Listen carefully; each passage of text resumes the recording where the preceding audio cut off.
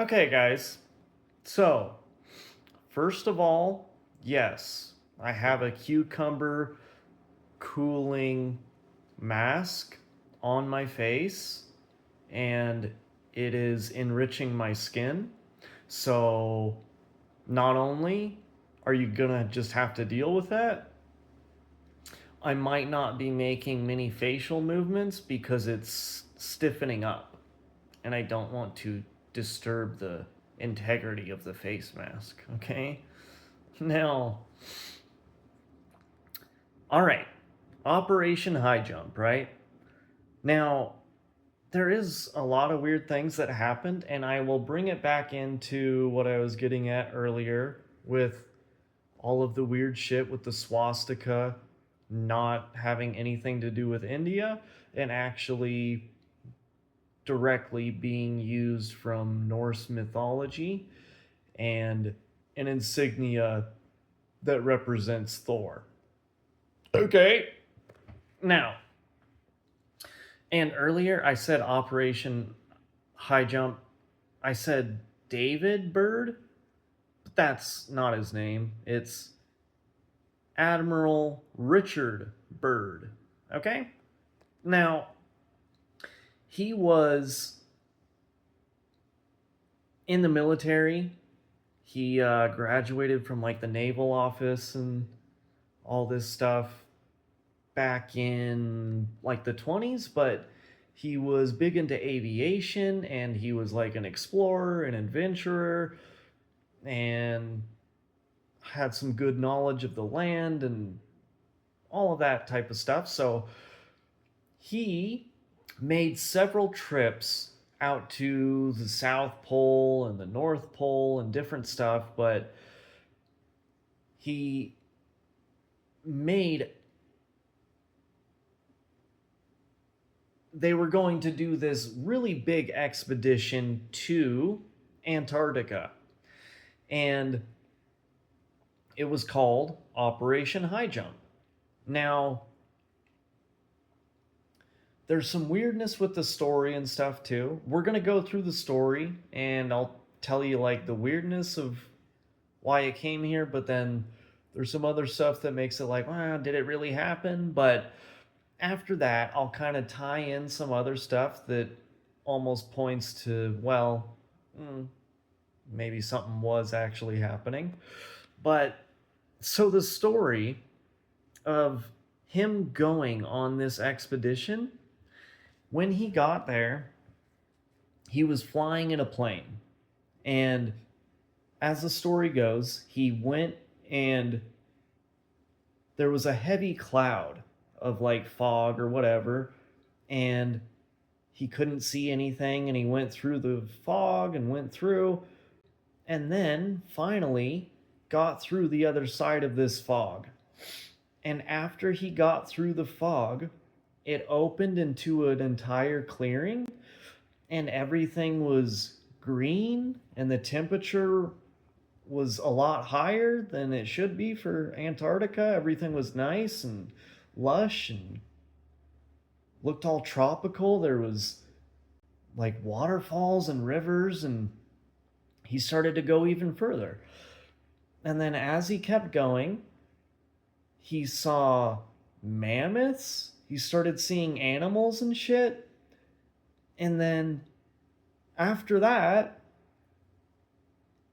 he saw an aircraft.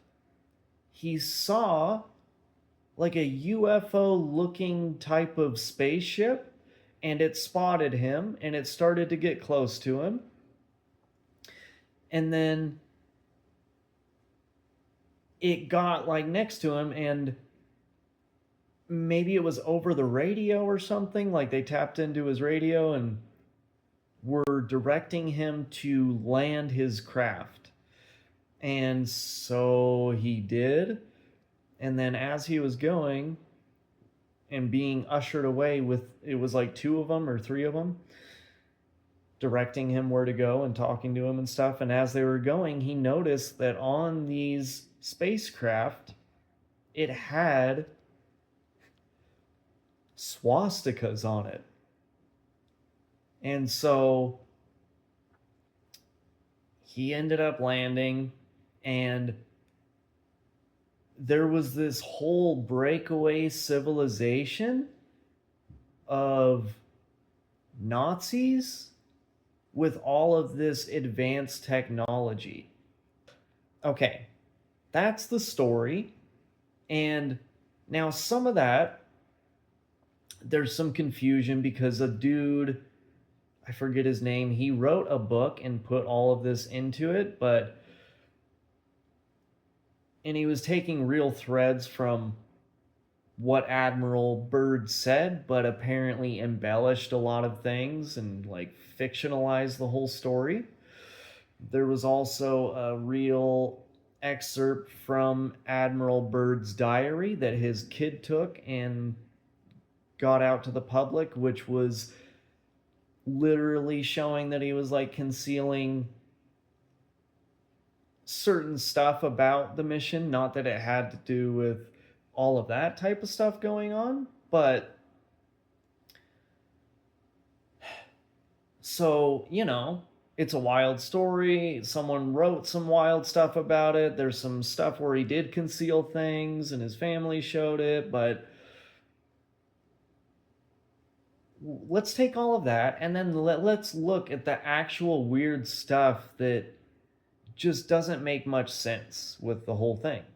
The deadly practice mission, Operation High Jump, was officially sold to the public as a peaceful scientific expedition to map ice and test equipment in cold weather.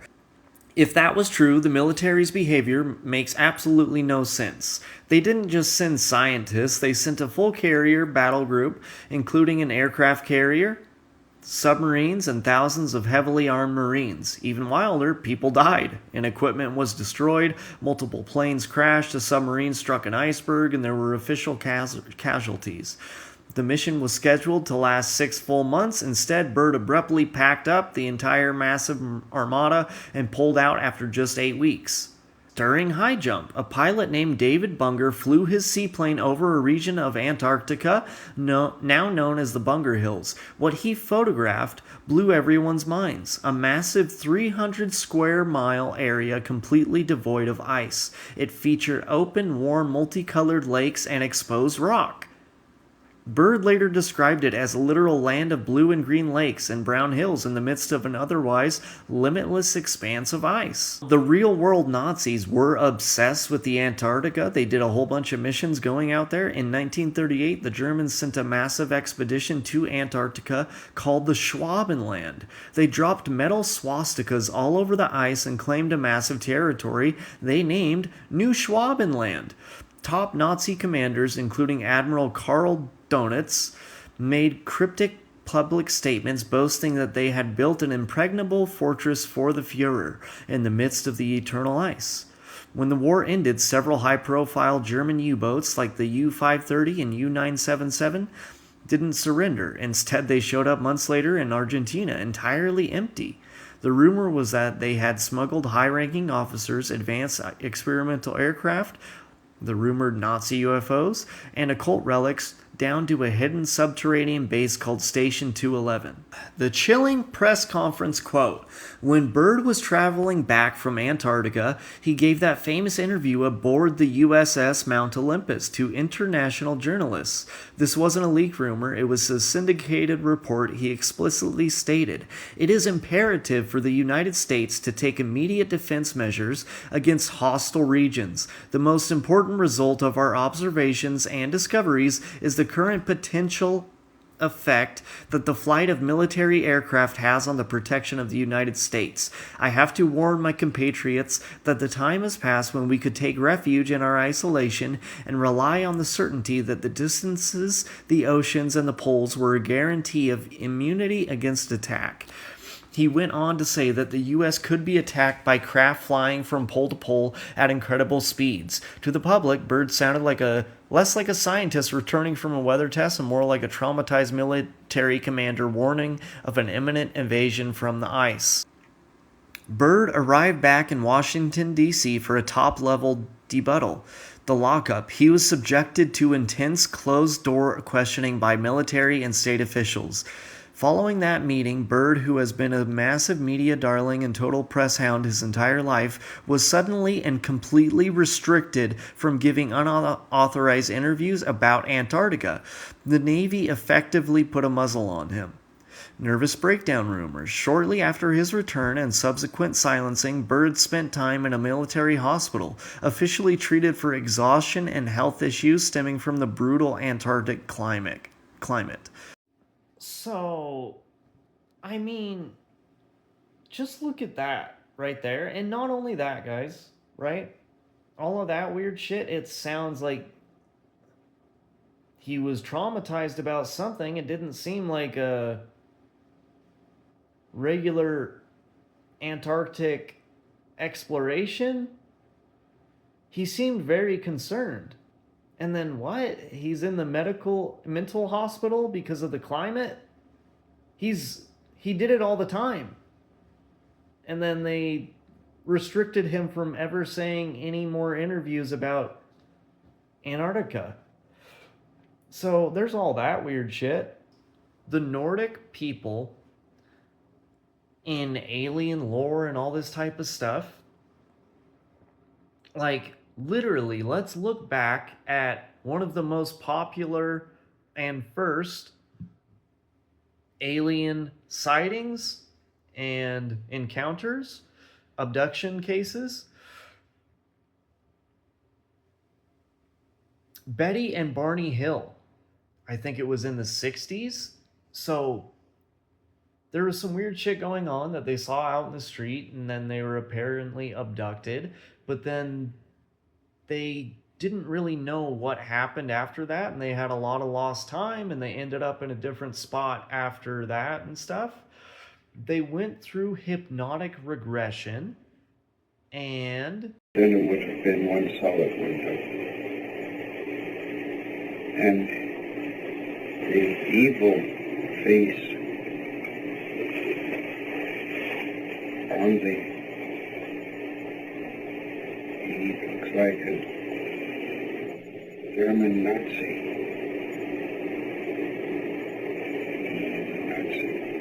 He is a Nazi. Did he have on a uniform?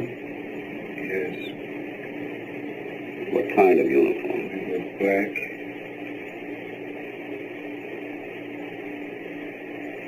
He had a black scarf around his neck, dangling over his left shoulder. So, yes, I took it off and I moisturized. But, as you could hear, when he went through hypnotic regression and he was looking at the occupants in the craft, he described them as German Nazis. Now, does that mean that they are technically Nazis? No, but he is, especially for the time, he's trying to describe what they look like in the best way that he knows how. So, what is that? A tall, white person that looks all official in a uniform. Now, with the Nordic lore, too, like the tall whites are not aliens, they're another group of people. And as it goes to, the Nordics are usually going around, I know he's green, but with the grays. The Nordics are like the masters, and then apparently the Greys are like their little minions, like biological androids that are just conscious and doing whatever they want. And he, in his regression too, he actually described seeing both of them. He saw tall white people that he described as Nazis, and then he saw like alien Greys. So a lot of that shit, I mean, just looking at the Admiral Byrd story. It's very weird, especially what happened with like how he was handled after the whole expedition, all those weird things that we went over that don't make much sense for the kind of like exploration that we were doing, and it just seems pretty odd. And again, like I was talking about in my earlier video, not only were the Nazis really interested in the esoteric world and astrology and like communicating with some other weird intelligence and apparently getting ideas for how to do certain things. Their literal swastika, the insignia that they used, has nothing to do with India. From an old Norse mythological symbol that represents Thor. And then you take all the stuff with the weirdness of Antarctica, and they were going over there on trips to make a whole thing called New Schwabenland, and there's something there. Maybe it's not exactly the way his book described it and all this stuff, but there's definitely something going on.